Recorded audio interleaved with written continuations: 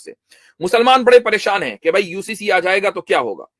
कुछ नहीं होगा, धेले का फर्क नहीं पड़ेगा। मैं आपको बता दूं वाज़ेह अंदाज से कि यूनिफॉर्म सिविल कोड एक पॉलिटिकल मुद्दा है।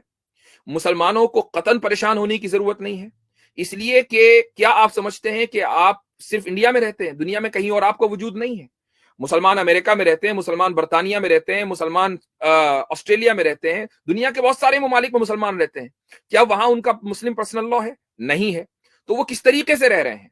वो वहां पर भी अपने कुरान और सुन्नत के ऊपर अमल कर रहे हैं। कितनी ही खवातीन ऐसी हैं कि जब तलाक और निकाह का मसला होता है, इद्दत का मसला होता है, तो वो अमेरिका में, इंग्लैंड में, ऑस्ट्रेलिया में जो सिविल कोर्ट्स हैं वहां नहीं जाती हैं। हालांकि सिविल कोर्ट्स में उनको फायदा है, दुनियावी फायदा ज्यादा है। मिसाल के तौर पर अगर एक मुसलमान औरत कोर्ट में चली जाए और कोर्ट में जाकर वो ये कहे कि मुझे तलाक चाहिए और मुझे साथ में लाइफ टाइम सपोर्ट भी चाहिए, सिर्फ इद्दत के दौरान नहीं, तो जो हुकूमत, जो अदालत है, वो उसको लाइफ टाइम सपोर्ट देगी, यहां तक कि वो दूसरी शादी न कर ले।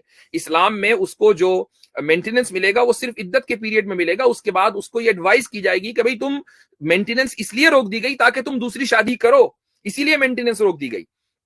तो ये जो मुसलमान जो इंग्लैंड में, अमेरिका में, ऑस्ट्रेलिया में और दुनिया के दूसरे ममालिक में रहते हैं, वो अपने पर्सनल लॉस पर खुद से अमल कर रहे हैं। बड़ी तादाद में लोग कुरान और सुन्नत से जुड़े हुए हैं। इट डजंट मैटर कि जो सिविल लॉ है वो क्या कह रहा है। तो मुस्लिम्स को इंडिया में इस बात से कतन डरने की जरूरत नहीं है। यूनिफॉर्म सिविल कोड आएगा, उसको आप रोक नहीं सकते, क्योंकि आपका इख्तियार नहीं है। आप क्या कर रहे हैं?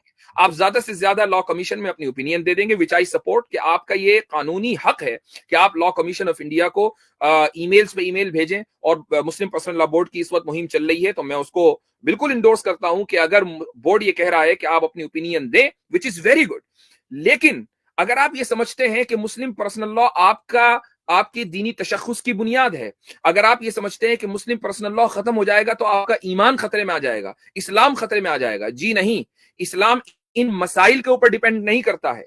इस्लाम इतना हल्का नहीं है कि 3 कानून आपने बदल दिए और इस्लाम खतरे में आ गया, ये एक मोमिन का ईमान खतरे में आ गया। इस्लाम को या मुसलमान को यूसीसी से उस वक्त तक के कोई नुकसान नहीं होने वाला जब तक कि मुसलमान ये अहद ना कर ले कि मैं अपनी शरीयत और अपनी कुरान और सुन्नत के ऊपर अमल करूंगा। ये आपकी पर्सनल चॉइस है।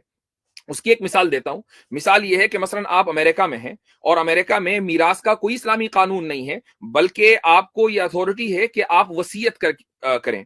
तो अब एक आदमी ये चाहता है कि मेरी जो दौलत है वो मेरी औलाद के दरमियान इस्लामी कानून के एतबार से तकसीम होनी चाहिए। तो आप वसीयत कीजिए, और वसीयत इस तरीके से कीजिए जो मीरास के उसूलों के मुताबिक हो, कि मसलन आपके बेटे को 2/3 मिलना है और आपकी बेटी को 1/3 मिलना है, तो आप वसीयत में ये लिख के जाइए। तो देखिए, आपने कुरान करीम के ऊपर अमल किया, कुरान के कानून के ऊपर अमल किया, वसीयत के रास्ते से अमल किया। बताइए कौन कानून और कौन सी ताकत आपको रोक सकती है?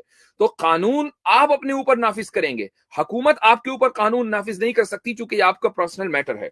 अच्छा,